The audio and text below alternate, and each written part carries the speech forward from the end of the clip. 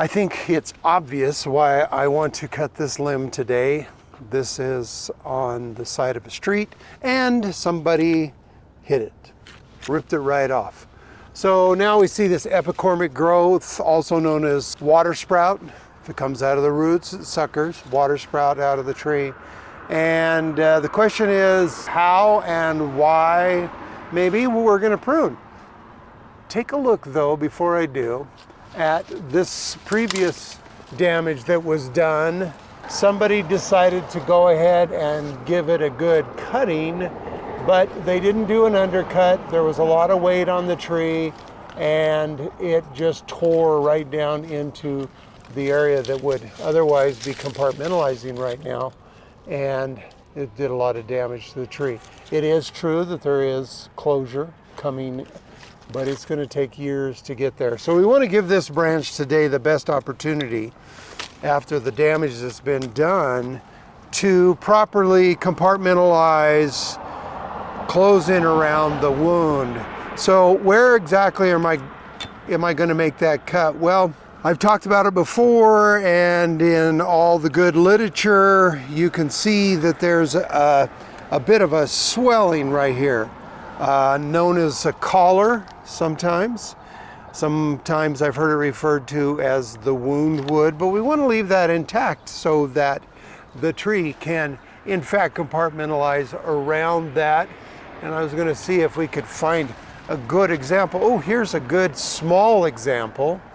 See how where that was cut and now it is closing in around, as opposed to these little cuts right here where they were left a little long and they just aren't able to close in expeditiously as a proper cut is. So I'm hoping today to make a proper cut. Even though I've only got about 20 inches of wood here, I still want to give it a good undercut.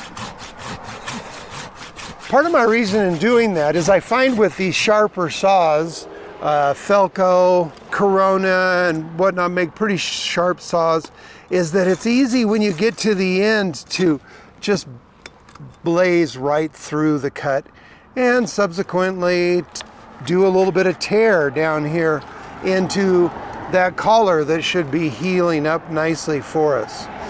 So I'm going to go ahead here and make my cut.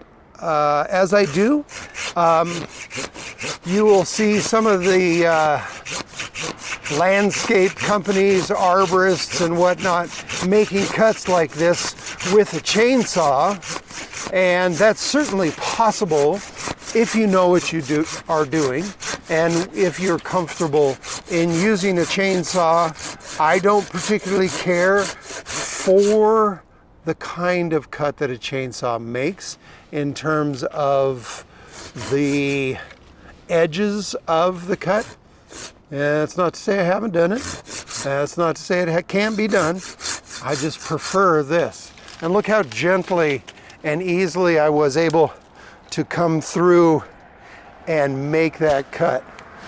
Now, as I look at this, I think, well, maybe I could have made that a little bit steeper. Certainly my initial cut was back in here.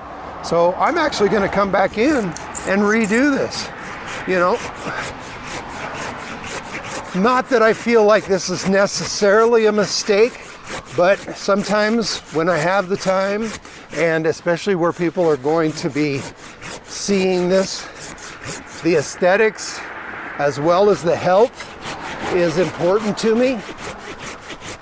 So I'm going to make a new cut.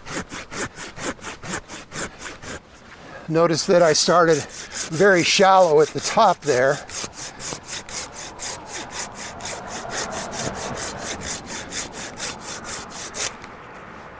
Oh yes, that's lovely. I've left enough of a collar there.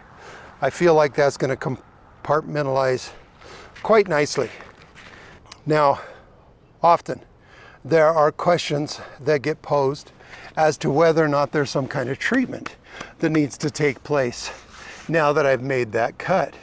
And again, I reference the research that I have read on this, and that is that if we put pruning sealer, any of those products that would go on here, it is doing more harm than good.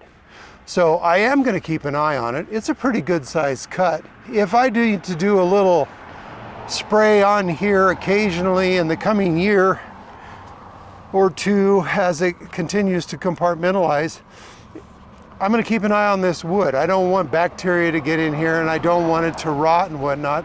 So there's a little Clorox and water spray that I can put on here. I have that in another long video where I talk about what the ratios are and what that spray is. And I might just spritz this a little bit from time to time during the growing season to make sure that there is no rot that's going to get in there, like this earlier cut that we were looking at earlier. I want to talk about some of the other things that I'm looking for in this tree today is things like this. Look at the way that this branch is now rubbing against this stem here. It's actually rubbing against this stem here. And so that's a prime candidate for removal today. And as those of you who know and love anything in the Bradford pear family, and I know everybody out there is a fan of Bradford pears,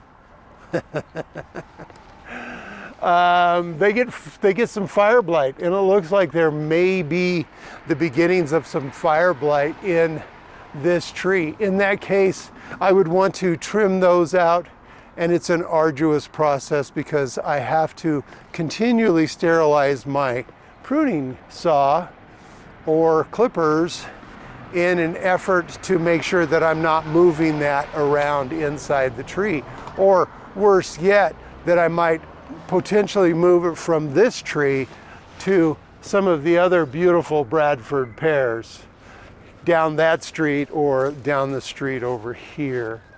So in the long run, we're looking for good cuts that are going to compartmentalize correctly and give the tree the best chance of not failing, getting disease, or dying. And yes, for all of you who hate Bradford pears, and for all the states that have made them a moratorium to not plant the tree anymore, these do great here in this high desert, and they become a staple. They have not, as of yet, become an invasive species, and therefore we're able to enjoy them in the fall with their beautiful fall colors. Now, I can't give them props on the way they smell in the spring. That still doesn't work for me.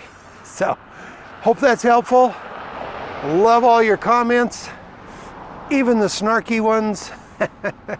And I hope you have a beautiful day and follow along. I love to give little tips about horticulture, gardening, and tree care.